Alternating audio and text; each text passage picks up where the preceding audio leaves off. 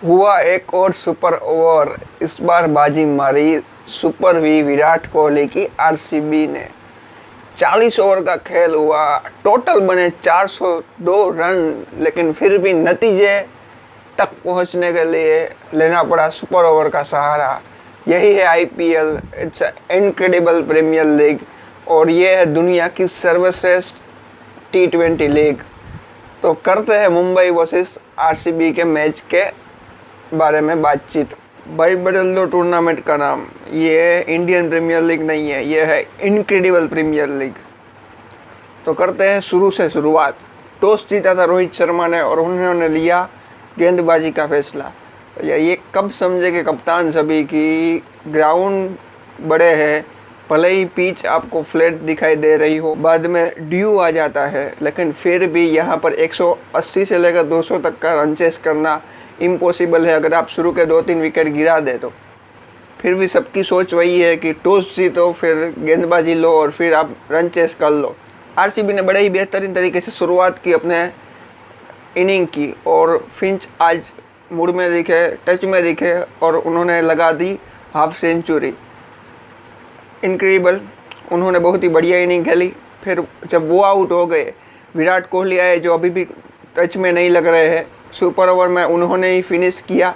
अब कॉन्फिडेंस आज आ गया होगा, ऐसा क्लोज मैच जीता, अब उनके भी रन हमें देखने को मिल सकते हैं। लेकिन जो मेन मैच होता है उसमें वो टच में दिखे नहीं। राहुल चहर को खेलने में उन्हें परेशानी हो रही थी और उनके खिलाफ ही वो आउट हो गए। लेकिन देवदत्त पडिक्कल, ये इंडिया का त्यौहार है, इंडिया का ये खेल है, इंडिया की डोमेस्टिक लीग है, और इसमें जब इंडियन खिलाड़ी अब तक जितने भी मैच हुए हैं, इंडियन अनकैप्ड प्लेयर ने ही ज़्यादा अच्छा परफॉर्मेंस किया है। संजू सैमसन, फिर राहुल तेवतिया, या फिर वो मयंक अग्रवाल जो अभी अभी ही इंडिया खेलना उन्होंने शुरू किया है, ईशान किशन, देवदत्त पडिक्कल, ऐसे कई सारे जो है जिन्होंने अभी स्टार्ट नहीं किया है वो भी अच्छा परफॉर्मेंस करेंगे। शिवम मावी है, यशस्वी जायसवाल है। मतलब कि ये इस बार की जो लीग है, इस बार का जो आईपीएल है, वो पूरी तरीके से इंडियन क्रिकेटर्स के नाम होने वाला है। इसलिए देवदत्त पडिक्कल ने बहुत ही अच्छी बैटिंग की, फिर से दिखाया कि मुझ में टैलेंट भी है और टेम्परामेंट भी मेरा अच्छा है। बुमराह को भी अच्छी तरह से खेला।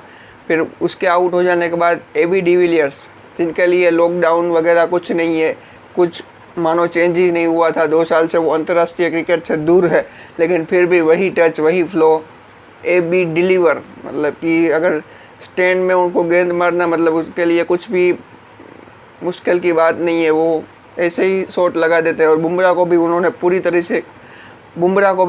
तरीके से डोमिनेट किया और अच्छी खासी बैटिंग की। और जो डिस एबी डिविलियर्स, एरन फिंच और देवदत्त पडिक्कल ने बना रखी थी, उस पर आकर वो कोथमरी छिड़की हमारे इंडिया के ही ऑलराउंडर शिवम दुबे ने। 10 गेंदें खेले, 27 रन बनाकर उन्होंने एक अलग ही मोमेंटम दे दिया और अपनी टीम को 200 पार करा दिया।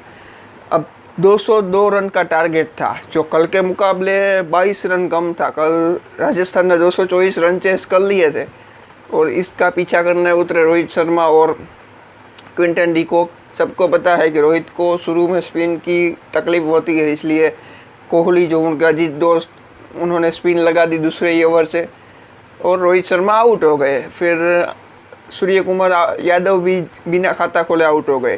क्विंटन डी कॉक विदेशी बल्लेबाज साउथ अफ्रीका के, वो भी, लेकिन स्पिन खेलने में उनको परेशानी होती ही है, जैसे ज़्यादातर विदेशी खिलाड़ियों को होती है, वो भी आउट हो गए। हार्दिक पांड्या आए, 1-2 हिट लगाए, लेकिन नहीं, वो भी आउट हो गए। 12 ओवर में 78 रन्स बने थे।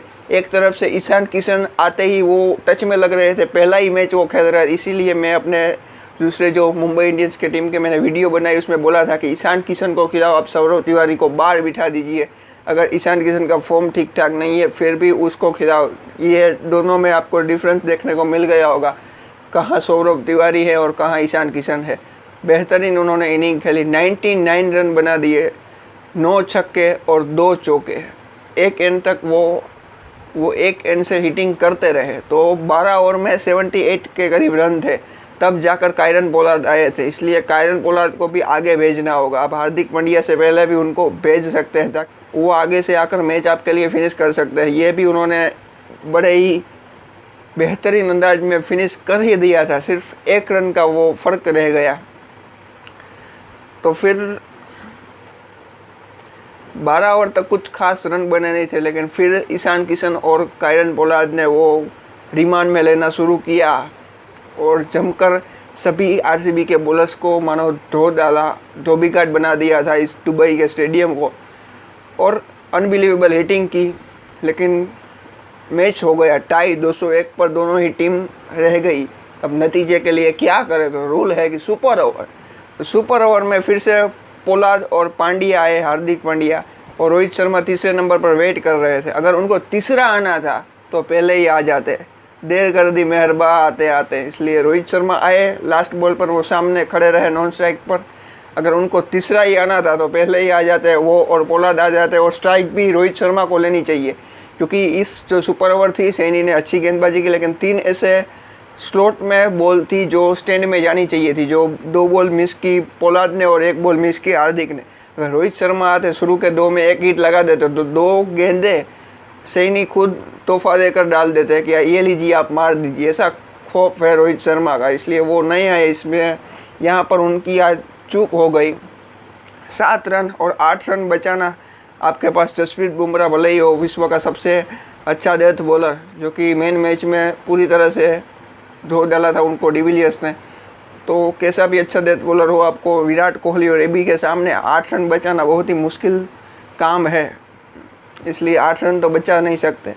इसी तरह से आरसीबी ने ये मैच जीत लिया, लेकिन उनकी भी कमजोरी अभी जो थी वही है, डेथ बॉलिंग में हाथ थोड़े से ढीले है और गीले भी है, जैसी ड्यू आती है।